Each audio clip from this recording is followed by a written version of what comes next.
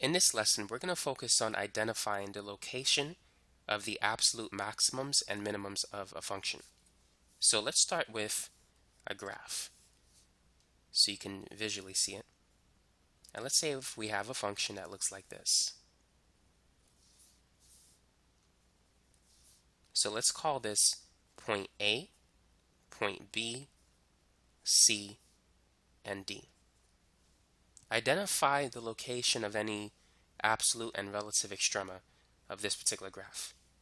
So the absolute maximum is the highest point on the graph, and the absolute minimum is the lowest point.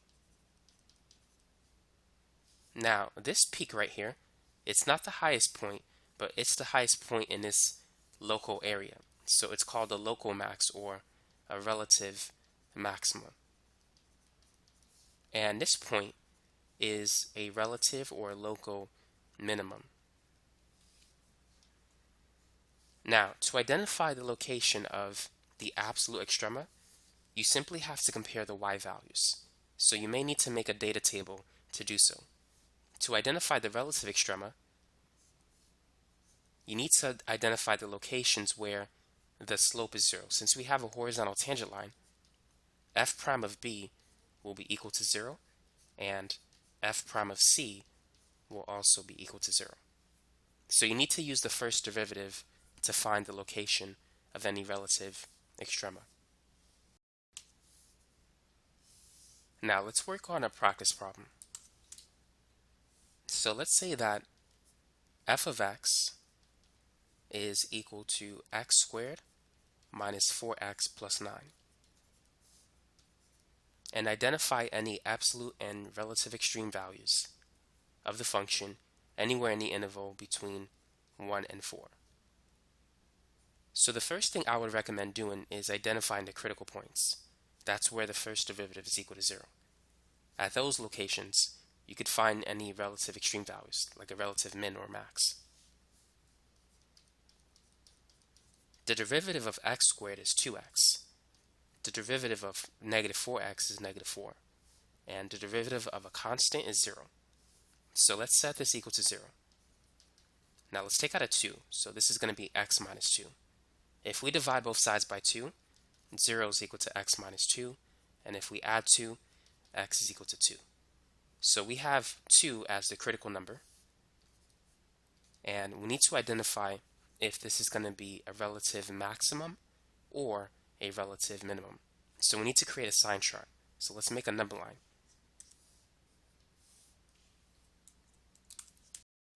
Now we need to determine what the slope is going to be to the left and to the right of 2. So let's pick a number that's greater than 2. Let's try 3. If we plug in 3 into the first derivative, 3 minus 2 is positive. So the result will be positive. If we plug in a number that's less than 2, like 1, into the first derivative, 1 minus 2 will be negative. And then if you multiply that by 2, that will give you a negative result.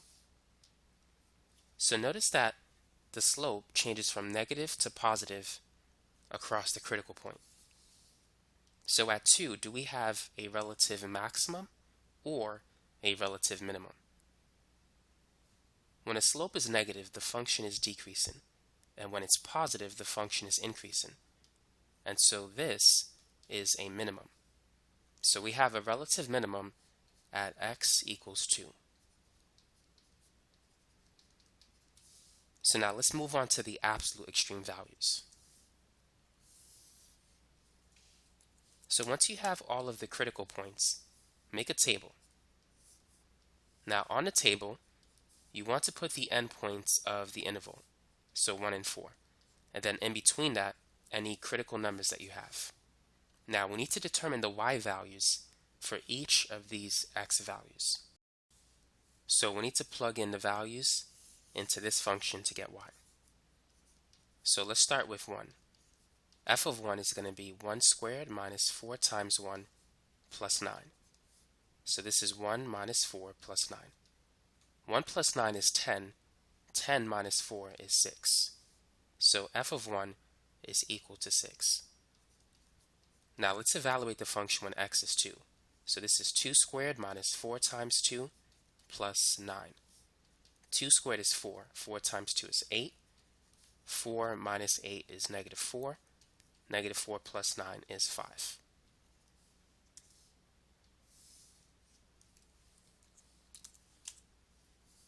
Now, let's evaluate the function when x is 4. 4 squared is 16. 4 times 4 is the same thing. 16 minus 16 is 0. 0 plus 9 is 9. So f of 4 is equal to 9. So notice that 9 is the highest y value. Therefore, 9 is the absolute maximum value of the function. 5 is the absolute minimum value because 5 is less than 6 and 9. In addition, it's also the relative minimum. So it's both the absolute minimum and the relative minimum on the interval of 1 to 4. And so that's how you could find the absolute extreme values of the function, as well as the relative extreme values. Now let's work on another problem. So let's use a different function. So f of x will be equal to, let's say, 4x cubed minus 39 x squared plus 90x plus 2. So identify all of the absolute and relative extreme values of the function on the interval 1 to 6. So feel free to pause the video if you want to try this problem. So let's begin by finding the critical numbers of the function. So we need to find the first derivative in order to do that. The derivative of x cubed is 3x squared, and the derivative of x squared is 2x. The derivative of x is 1, and the derivative of a constant is 0. So f prime of x is going to equal 4 times 3, which is 12. So that's 12x squared. 39 times 2 is 78, and then plus 90. So let's set the first derivative equal to 0. Now notice that all of the coefficients are even. So we can divide everything by 2. If we do so, if we divide both sides by 2, on the left, 0 divided by 2 is 0.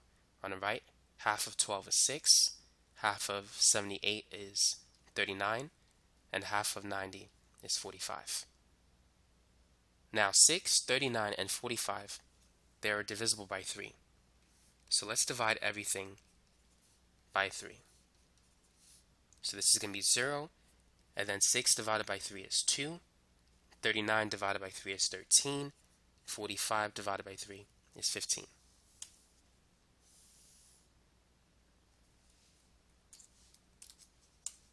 So now let's factor the expression that we have. By the way, if you want the first derivative in its factored form, we divided everything by 6. So you can write it like this if you want to.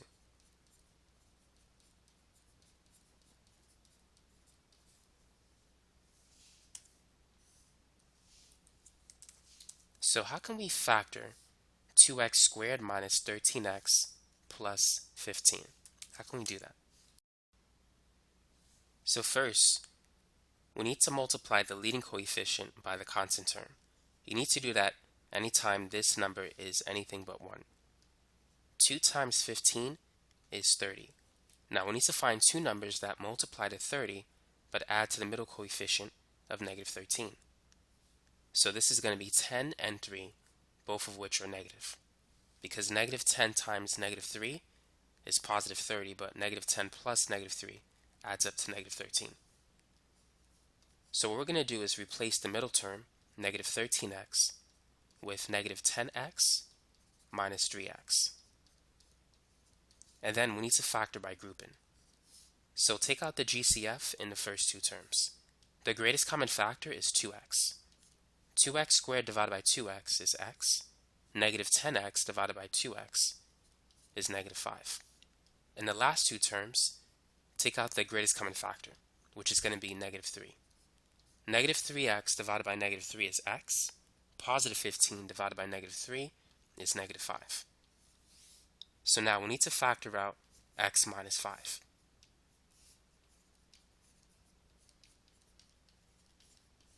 So this term divided by x minus 5, these two will cancel, leaving behind 2x. And if we take this term divided by x minus 5, these will cancel, giving us negative 3. So this is the first derivative in its factored form.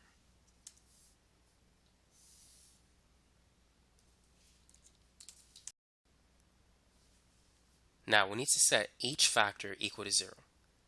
So if we set x minus 5 equal to 0 and add 5 to both sides, this is the first critical number. X is equal to 5. And then let's set the other factor, 2x minus 3 equal to 0. So add 3 to both sides and then divide by 2. So the second critical point is 3 over 2. So now we need to make a sign chart to determine which of those critical points represent the relative maximum and which one is the relative minimum.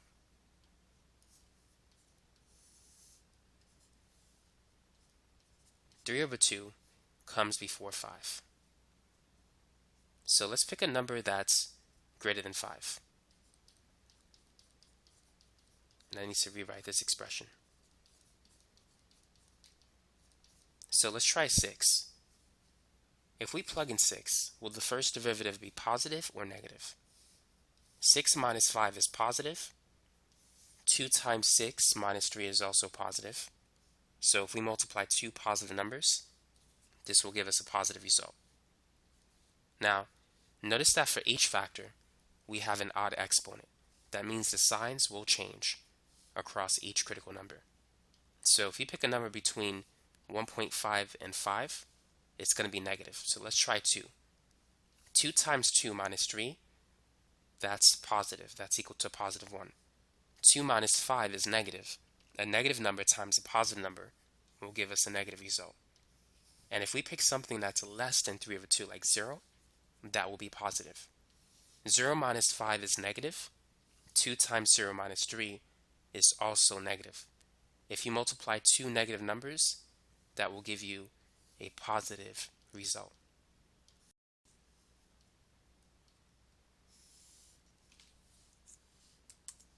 Now, which of these critical numbers represents a maximum and which one is a minimum?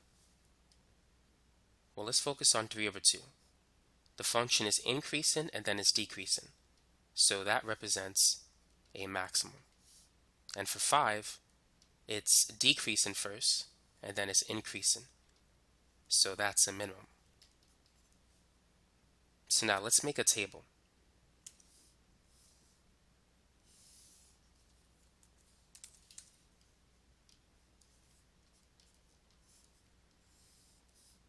So let's put the endpoints. So we have 1 and 6. And make sure that the critical numbers are in this interval. If they're not, you can't use them. So 3 over 2 is 1.5. That's between 1 and 6. And so is 5.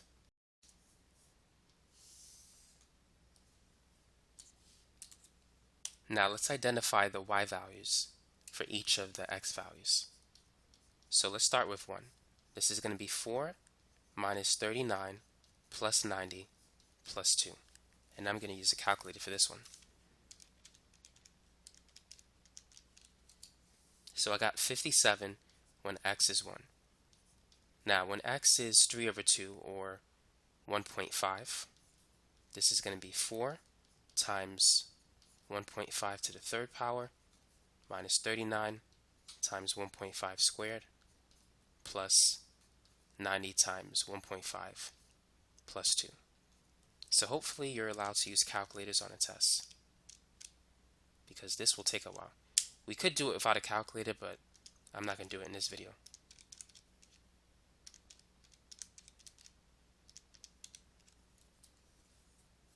So I got, as a decimal, 62.75. Now for f of 5, I'm just going to type it in.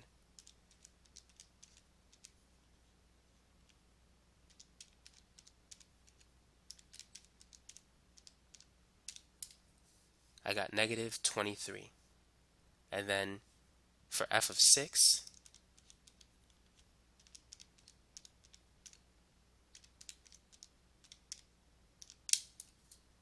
I got 2.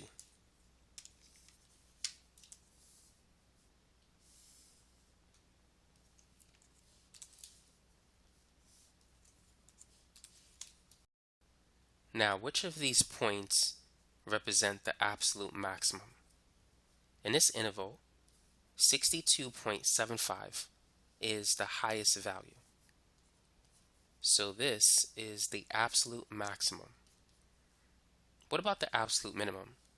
Negative 23 is the lowest y value listed. So 5 comma negative 23, that's the absolute minimum. So the absolute minimum of the function is located at x equals 5. But the absolute minimum value that represents the y-coordinate, the value is negative 23. So typically the location is associated with the x-coordinate, but the value is associated with the y-coordinate. Now, we said that 3 over 2 was also the relative maximum. It was a critical number, and 5 was a relative minimum. So sometimes the endpoints, they may be an absolute max or an absolute minimum. You don't know, you have to check it. Other times, the absolute max can be the relative max, and the absolute minimum can be the relative minimum. So you need to make the table. Make sure you put the endpoints of the closed interval and the critical points in the table, and then just compare the y values. So that's it for this video.